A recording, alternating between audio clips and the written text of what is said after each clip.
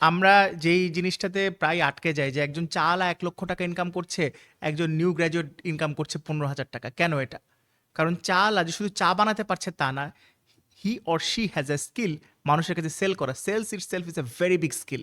আমি গত 3-4 বছর সেলস ট্রেনিং নিয়ে খুব রিগোরাসলি কাজ করেছি এবং I am developing myself as a sales trainer. কারণ আমার প্রত্যেক দিন সেল করতে হয়। আমার খাতা থাকে যে আমাদের আজকে চেকমেটে কত টাকার সেল হলো, সেলটা কে করলো, আমি যেটা সুপারভাইজ করেছি কিনা। সো এই খাতা আমি গত 3 বছর ধরে মেনটেন করি। আমি যেটা বলবো যে দেখেন, don't go for the big idea শুরুতেই। চোখ কান সব বন্ধ করে, আচ্ছা আমার একটা স্কিল আছে অথবা নাই, যেই স্কিলটা আছে সেটা হতে পারে খুবই ছোট একটা স্কিল, বাট সেটা কোনো মার্কেট নিশকে আসলে কোনোভাবে এফেক্ট করবে কিনা। বাংলাদেশের মার্কেট অনেক বড় market, it's a homogeneous market. আমি সব জায়গায় বলি, মানুষ একই ভাষায় কথা বলে, বেশিরভাগ মানুষ একই ধর্মের, সবাই একই রকম কালচারে থাকে। সো অ্যাপারেন্টলি একটা 20 কোটি মানুষের পপুলেশন দেখতে খুব বড় লাগে। কিন্তু আপনি যখন কোনো কিছু বিক্রি করতে যাবেন, একজন অন্টারপ্রেনারকে তো আসলে সেল করতে হবে, সে তো বড় বড় কথা বললে হবে না।